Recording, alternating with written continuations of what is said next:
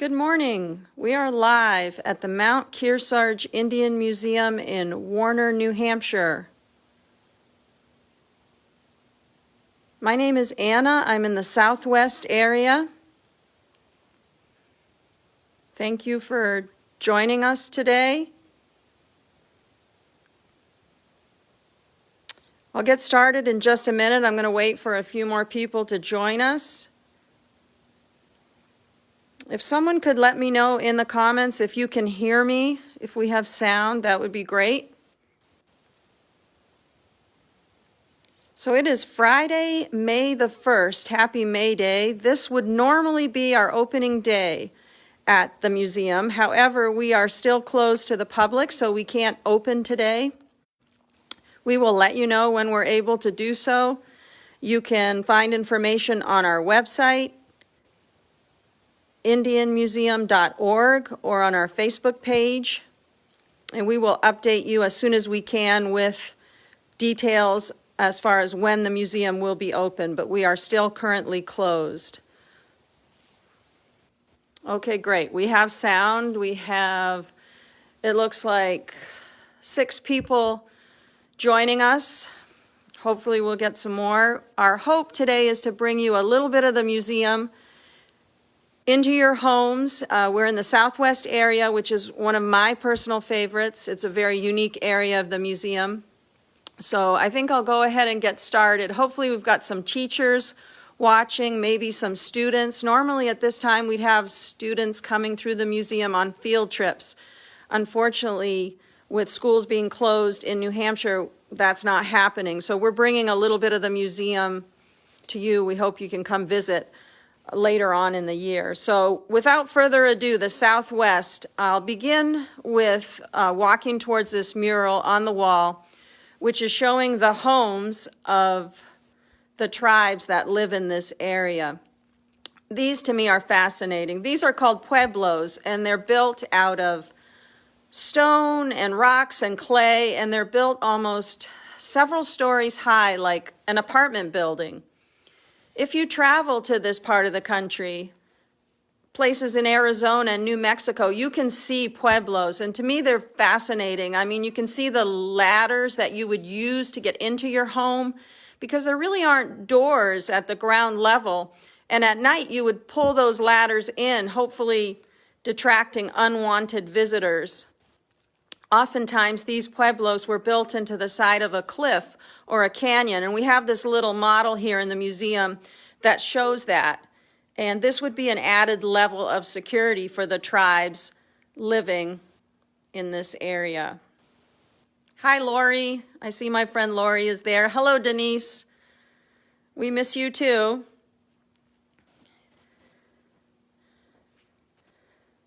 So one of the tribes in this area, and again, this is just meant to be really a brief overview. One of the tribes we talk about is the Navajo tribe, and they are really known for their colorful rugs that are made of wool.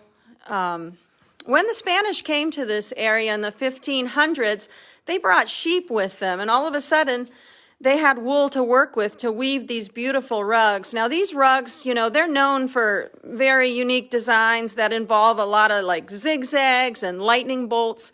But did you know that the person who weaves the rug actually puts a mistake intentionally into every piece they make? And that is to remind ourselves that human beings are not perfect. Human beings actually make mistakes. I know I do.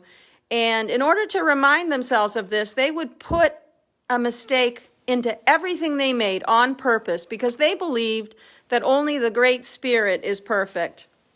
And so to honor this, this is what they did.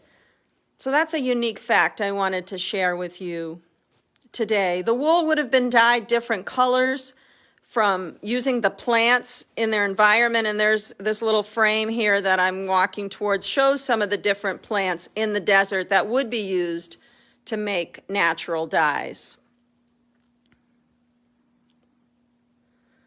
Looks like we have about 16 people joining us. Hopefully we'll get a few more. If you have questions, please put them in the comments and we'll try to answer them for you. Some of our staff members are watching. They can type answers to the questions as I'm talking.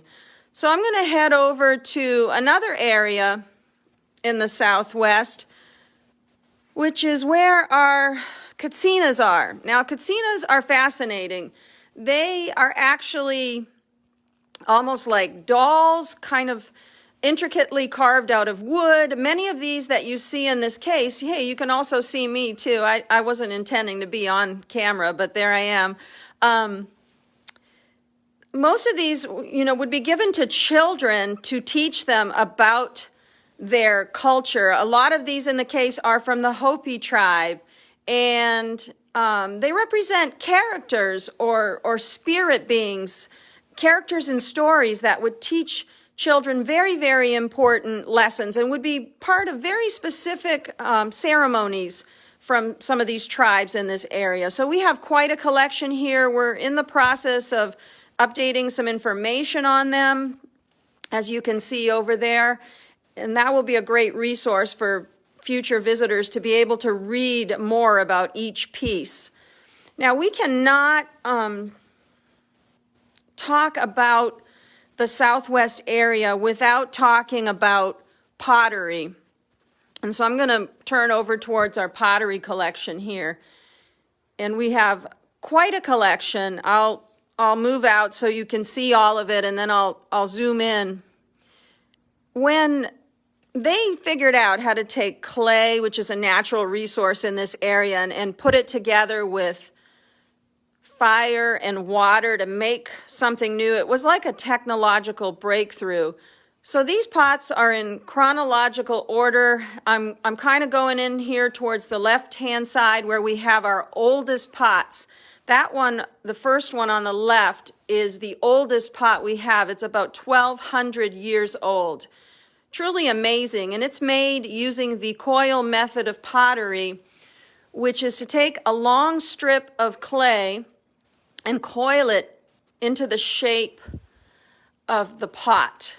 And then they would use, materials just like a stone, a flat river stone, to polish it on the outside, paint it with natural colors from the earth, from different plants.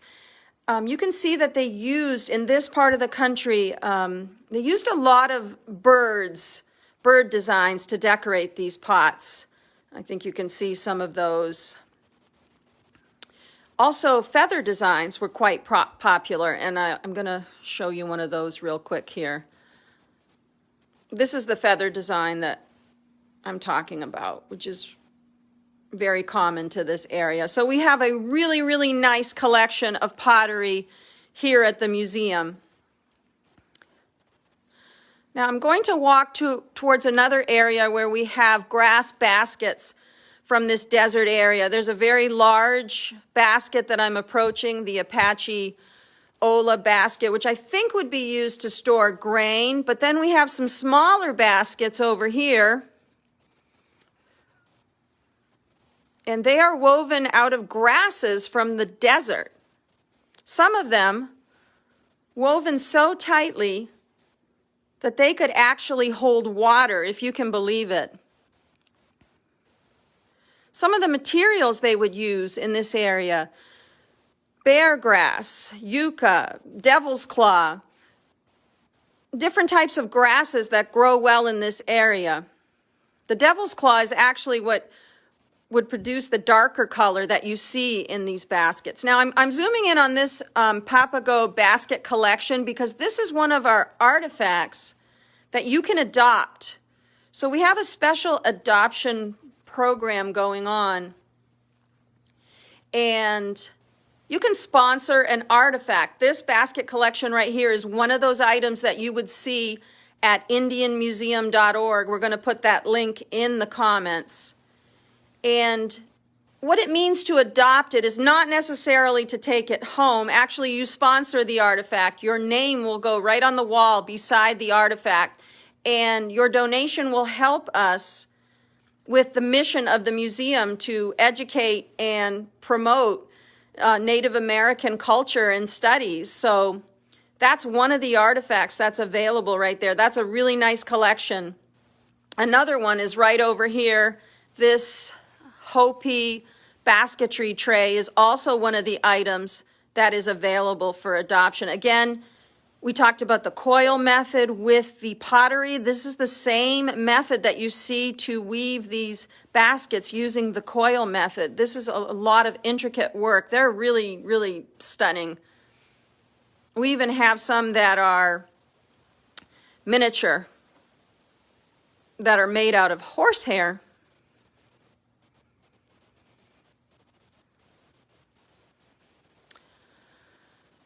So, another area I wanted to touch on is turquoise jewelry. And we have a really nice collection here. We also have many different turquoise pieces in our gift shop online at indianmuseum.org. But turquoise is really beautiful. There's some really exquisite pieces here. That piece right in the center, that's a really large piece of turquoise. What I didn't know until I started working here is that it actually comes in shades of green too. And if you can see that necklace behind there, that's actually more of a greenish tinge than the blue that you normally associate with turquoise. But what a beautiful collection that is.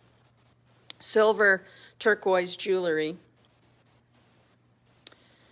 And one last thing I wanted to talk about before I end today. Oh, hi, Rebecca. She says it's the coolest ever. Thank you. Thanks for joining in.